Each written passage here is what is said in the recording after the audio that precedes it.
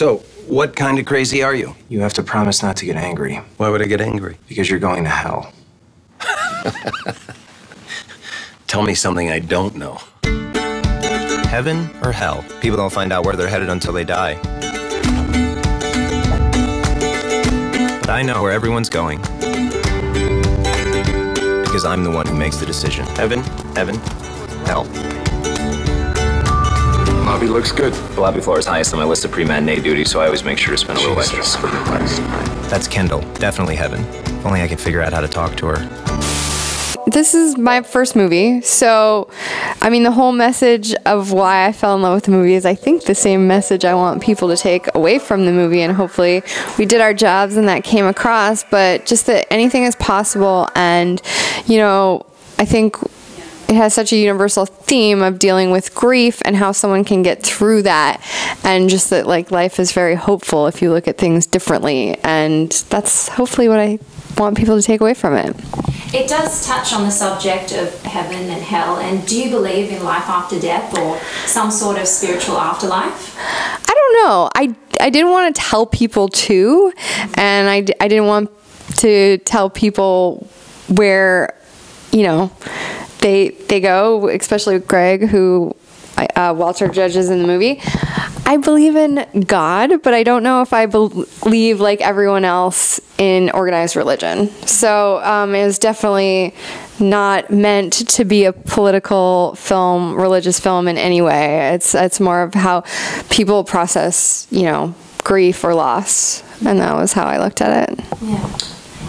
Yeah, I mean, you know, I guess just to add to that, the thing about this movie is that it doesn't tell anyone what to believe or what to think. You know, it leaves it up to the audience to take what they will from it. But the cool thing about it is that you know, first and foremost, I think we wanted the movie to be a great piece of entertainment, and it is that. You know, you will absolutely have a blast. It's hilarious, it's fun, but underneath all that, you really are taken on a journey with this guy. And you know, like Anna said, I think that the movie works because it deals with, you know, grief, loss, and how people deal with those things and whether or not they deal with them at all and what the repercussions of that are. But it leaves it up to the audience to make what they will of it, which I think is really cool.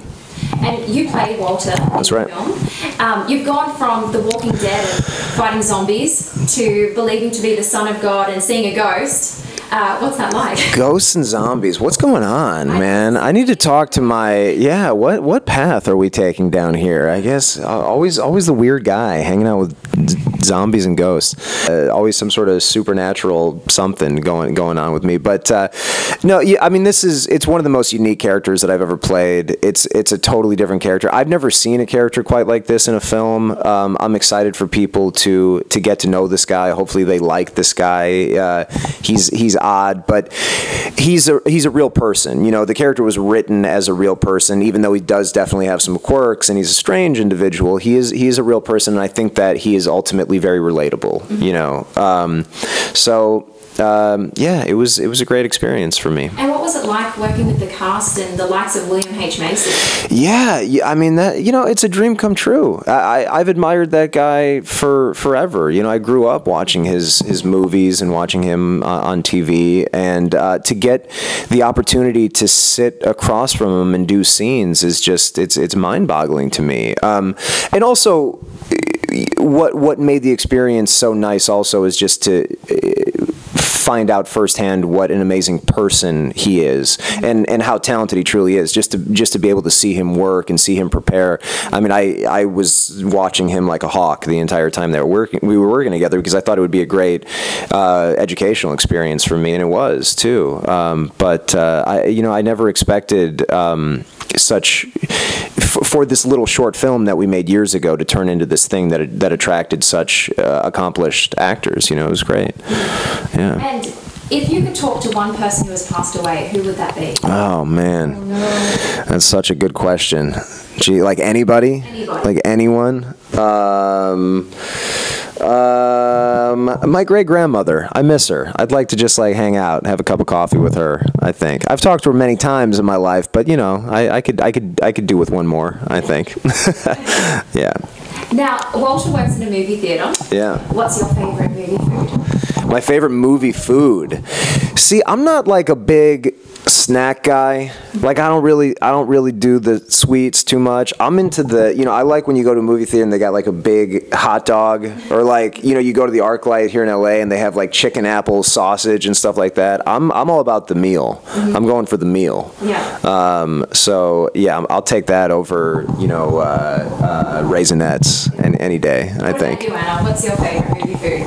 Popcorn, of course. The butter and the... Everything. Pile it on, salt, butter, everything. Now, the movie has quite an unconventional kind of release, and with the success of The Interview being forced to be online, do you think more and more movies will have creative openings through different multimedia avenues? I mean, for sure. It's already been happening for the last, couple years. I think it's very common for a movie to have theatrical, day-and-day, kind of online releases, paid sort of on-demand kind of streaming platforms.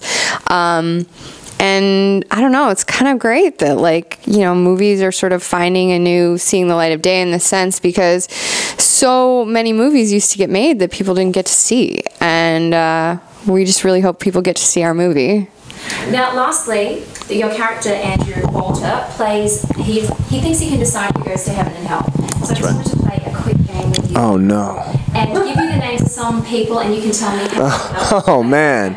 Oh, man. Justin Bieber. Ooh, heaven. He's... Heaven. This is going to be... I'm too... oh, man. Okay. All right, let's go. Character Walter. Oh, what would Walter say? Yes. They're all yeah. Yeah. Suge Knight. I don't know if he'd approve of... Yeah, Suge Knight. Suge Knight might be going down below. I don't know. I don't know if Walter would approve of Lohan either. I could see Walter being kind of like a Bieber guy. I mean, I don't know. There might be like a little hairdo influence, maybe like Bieber circa 2010.